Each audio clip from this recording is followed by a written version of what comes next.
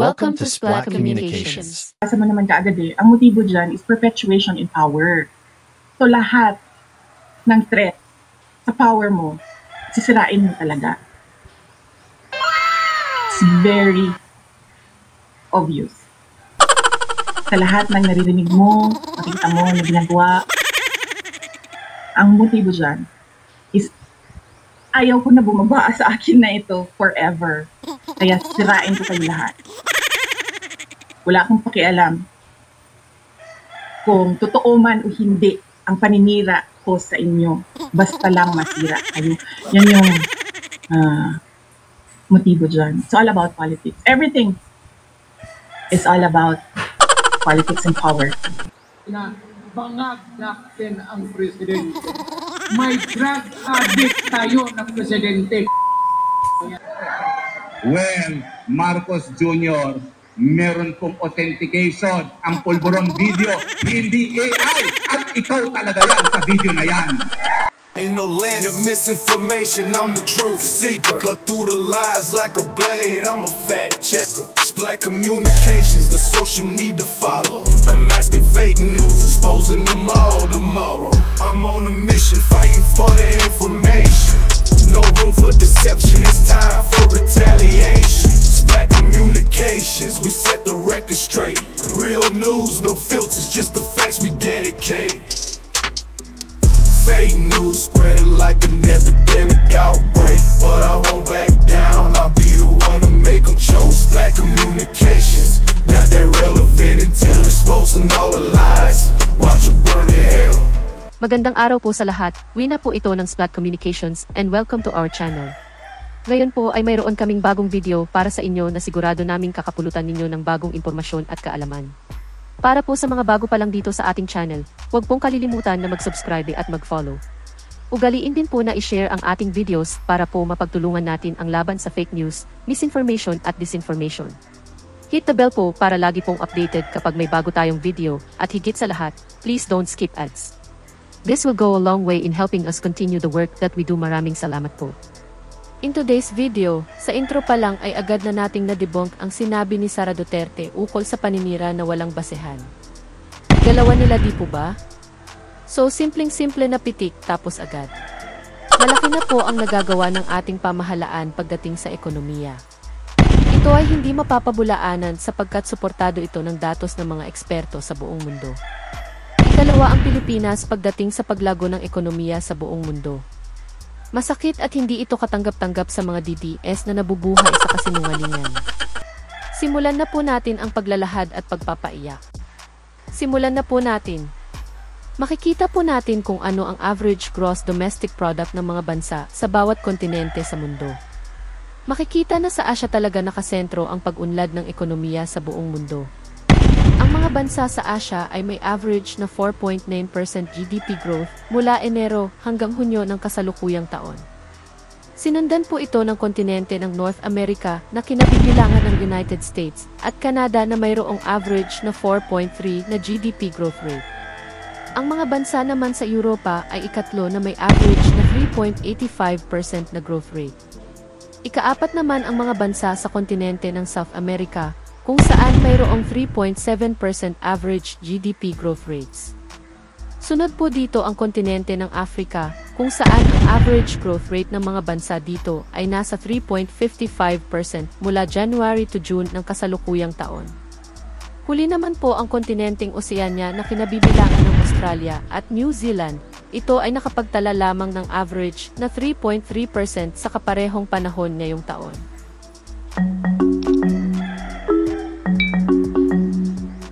Atin naman pong silipin ang mga ekonomiya ng mga bansa na napapabilang sa Southeast Asia kung saan kasama ang Pilipinas.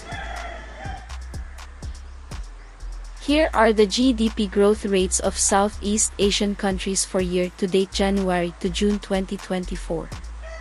First is the Philippines with 6% year-to-date GDP.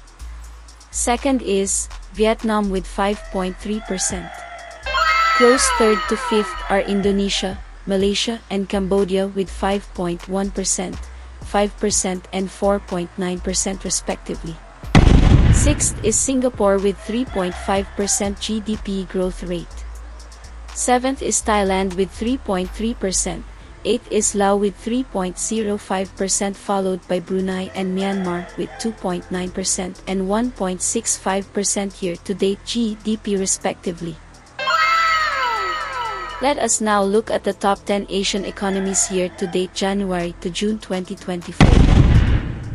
India leads all the countries in the entire Asia with the highest GDP growth rate of 6.9% year-to-date, January to June 2024. The Philippines is second in Asia with 6% year-to-date GDP. Third is Vietnam with 5.3%, followed by Indonesia at 4th with 5.1% and Malaysia at 5th with 5%. 6th place is Cambodia with 4.9%, while China is 7th with 4.7% year-to-date GDP. Singapore, Thailand, and Bangladesh round up the top 10 performing countries with 3.5%, 3.3% and 3.25% respectively.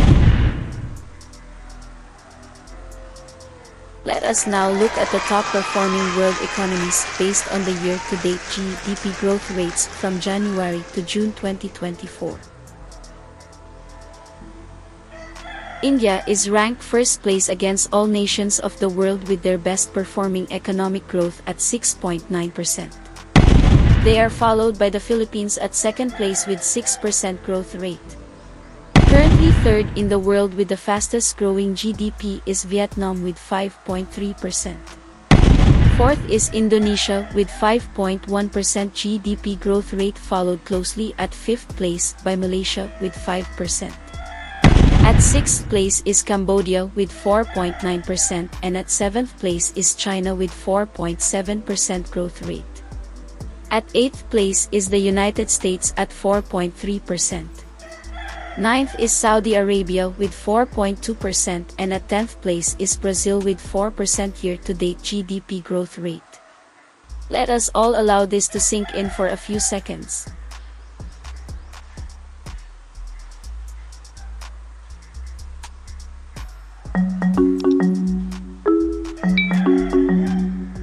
SPLAT analysis. Hindi po mapapabulaanan kahit anong kuda ang mga datos na aming inihayag. Iiyak na lang kayo talaga mga DDS. Hindi nyo kayang tanggapin na kahit anong paninira nyo kay Pangulong Ferdinand Marcos Jr. sa kanyang pamilya at sa pamahalaan ay hindi ito tumatalab at patuloy na lumalago pa rin ang ating ekonomiya. Paano pa kaya ang lagay ng ating ekonomiya kung hindi sinasadyang pabagsakin ang ating pamahalaan ng mga kampong pangsariling interes lang naman ang gusto, diba? Makaiwas sa kaso, maitago ang katotohanan at maikubli ang mga pansariling kakulangan. Di po ba mas mabilis tayong unlad kung walang mga anay sa lipunan?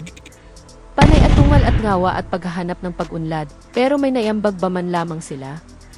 Gusto niyo po bang magaya kay dating President GMA na pagkatapos mapatalsik ang Pangulong Hala ng Bayan ay maupo kayo ng 10 taon?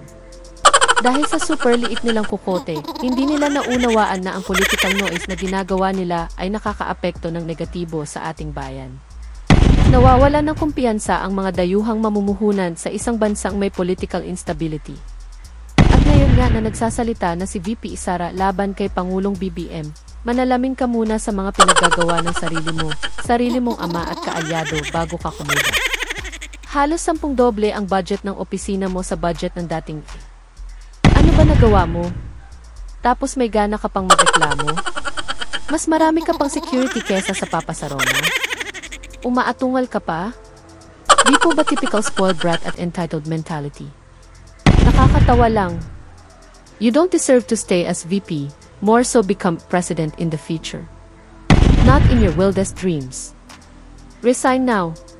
Di namin kailangan ang isang opisyal ng pamahalaan na inuuna pa ang sariling pagpapasarap kaysa paglilingkod sa bayan. Resign now.